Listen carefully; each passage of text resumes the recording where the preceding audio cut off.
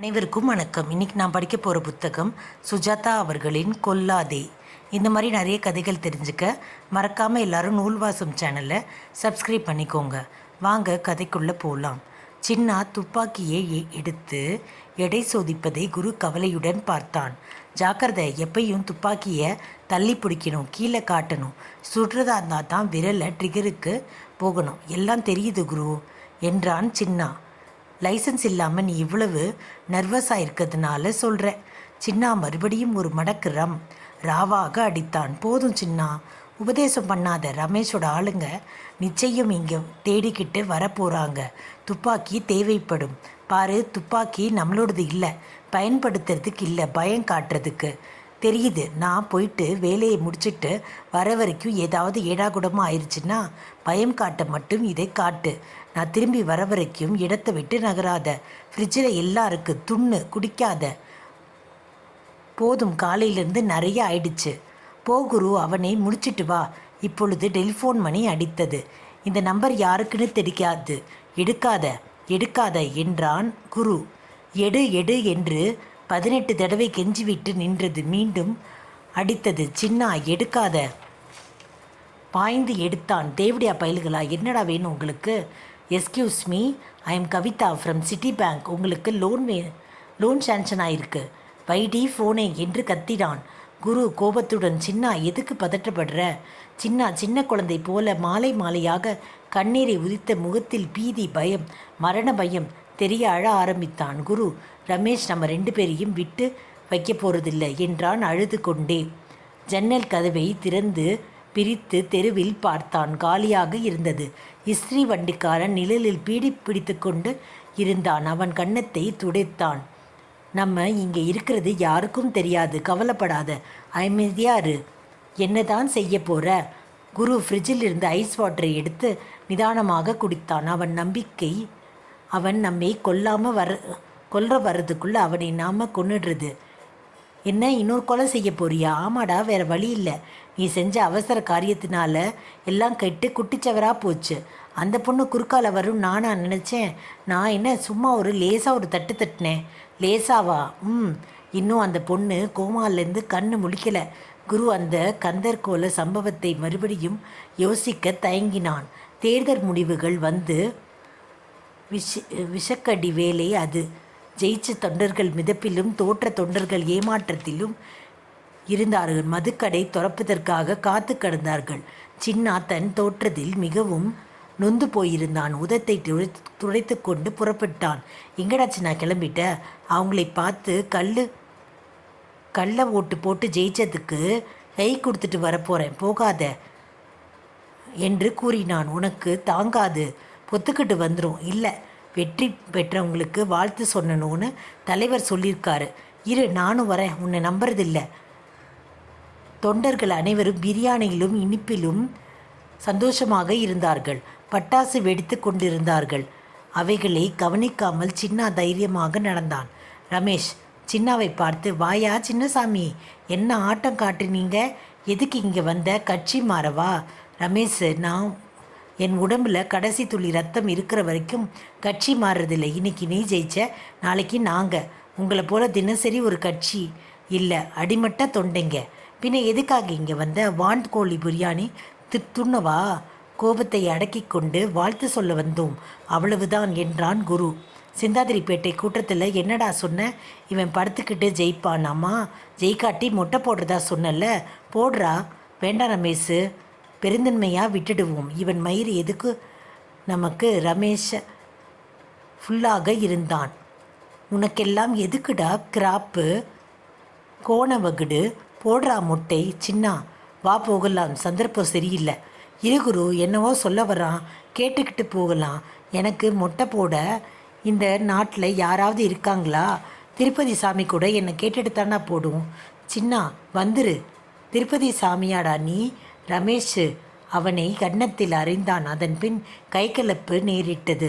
குருவையும் சின்னாவையும் அவர்கள் தொடர்ந்து தாக்கினார்கள். டிஷும் இல்லாத சண்டை காட்சி போலத்தான் இருந்தது.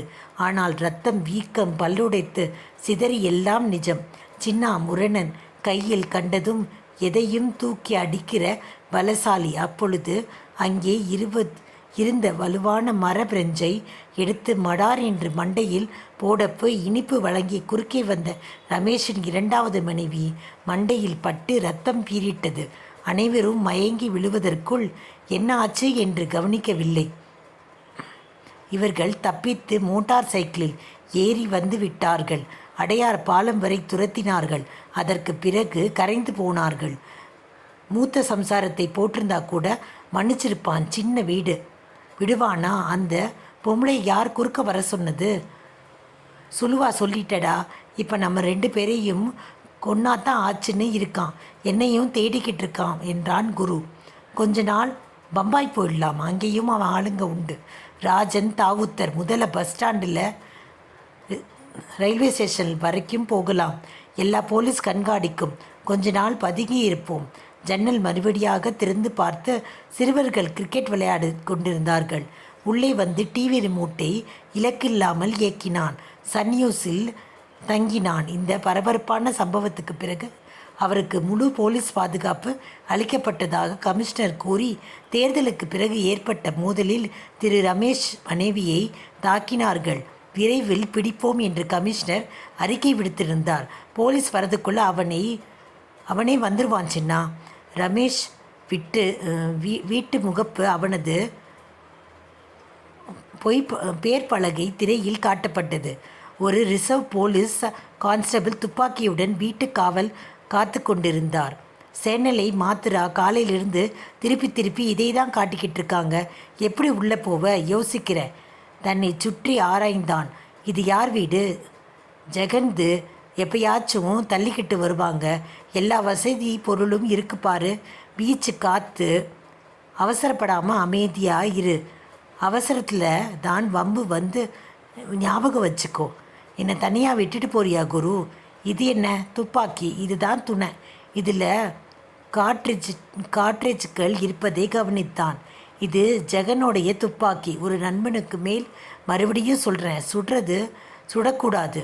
எனக்கு இன்னும் ஒரு ஃபுல் வாங்கிட்டு வந்துரு குரு. 2 நாளைக்கு தாங்கும். திரையில் இப்பொழுது சிவாஜி கணேசனின் போலீஸ் படம் ஒன்று ஓடிக்கொண்டிருந்தது. சின்ன ஐடியா கிடச்சிருச்சு. கோடம்பாக்கம் பாலத்துக்கு மேலே பக்கத்தில் 10 வருஷமாக ஒரு கட்டிடம் இருக்குது. மாடி வராந்தாவில் ஒரு பிளாஸ்டிக் முகத்தில் தலையில் ஈரமாக காய்ந்து கொண்டிருந்தது. குரு படியேறி வந்தபோது அந்த சிறுவன் என்ன வேணும் என்றான். அலமாரியில் பற்பல ராஜ உடைகளும் தலப்பாகைகளும் தொப்பிகளும் ருத்ராட்ச மாலைகளும் காக்கி சட்டைகளும் நர்ஸு சட்டைகளும் டாக்டர் சட்டைகளும் கோடம்பாக்கத்தில் கதையை தேவையான எதிர்பார்த்து காத்திருந்தன. நைனா கஸ்டமர் உஸ்தாரு.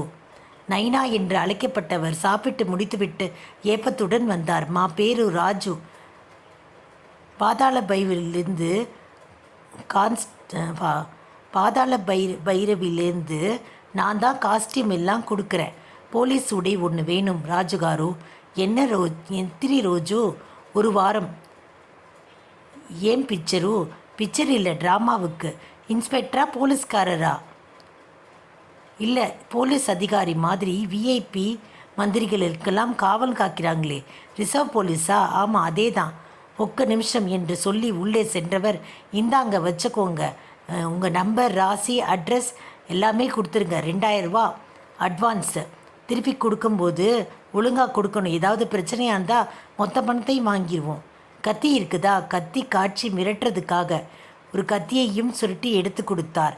சீருடைய ஹிஸ்ட்ரி போட்டு ஒரு பெரிய பாலிட்டின் பையில் கொடுத்தான். மாமிசம் வெட்டும் கத்தியை துணி போட்டு சுருட்டி எடுத்து கொண்டான். அங்கிருந்து மேம்பாலத்தில் வலது பக்கத்தில் காலியாக அடித்து கொண்டிருந்த ரெஸ்டாரண்ட்டுக்கு சென்றான். 7 மணிக்குத்தான் சார் திறக்கும். நான் ஒரு போலீஸ் அதிகாரி. ஒரு கேஸ் விஷயமா மப்டியில் இருக்கேன். ட்ரெஸ் மாற்றிக்கணும். உங்கள் பாத்ரூமை பயன்படுத்திக்கலாமா? தாராளமாக சார். பைக்கில் செல்லும்போது டிராஃபிக் கான்ஸ்டபிள்கள் அவனுக்கு சல்யூட் அடிப்பதை கவனித்தான். தலையை லேசாக தாழ்த்தி அங்கீகரித்தான். ரமேஷின் வீடு கிரீஸ்வேல் சாலையில் இருந்தது. அங்கே மர நிழலில் மோட்டார் சைக்கிளை நிறுத்தி வீட்டை அணுகினான். காவல் காத்து கொண்டிருந்த ரிசர்வ் போலீஸ் கான்ஸ்டபிள் அவனை முதலில் அடையாளம் தெரியாமல் சற்று தயங்கி எதற்கும் இருக்கட்டும் என்று சல்யூட் அடித்து விரைப்பாக நின்றான். கமிஷனர் ஆஃபீஸ்லேருந்து வரேன், எல்லாம் சரியாக இருக்குல்ல, பார்த்துட்டு போகலான் தான் வந்தேன். உனக்கு ரிலீஃப் எப்போ வரும்? ஐயா, சாயங்காலம் 6 மணிக்கு. பின்பக்கம் ஒருத்தர் இருக்காருல்ல, கண்ணெல்லாம் சரியா இருக்குல்ல, விஐபி இருக்காரா? உள்ளே இருக்காரு. கூட யார் இருக்காங்க? கட்சிக்காரங்களா? இல்லை, புறப்பட்டு போயிட்டாங்க. உள்ளே போய் விசாரிச்சுட்டு வரேன். உள்ளே சென்றபோது ரமேஷின் வேலைக்காரர்கள் 2 பேர் டைனிங் டேபிளில் சாப்பிட்டு கொண்டிருக்க அவனை பார்த்ததும் சற்றென்று எழுதார்கள். நீங்கள் இருங்க, மிஸ்டர் ரமேஷை பார்க்கணும். கமிஷனர் ஆஃபீஸ்லேருந்து வந்திருக்கேன். தலைவர் உள்ளே இருக்காரு. ஏசிக்காக அறை மூடியிருந்தது.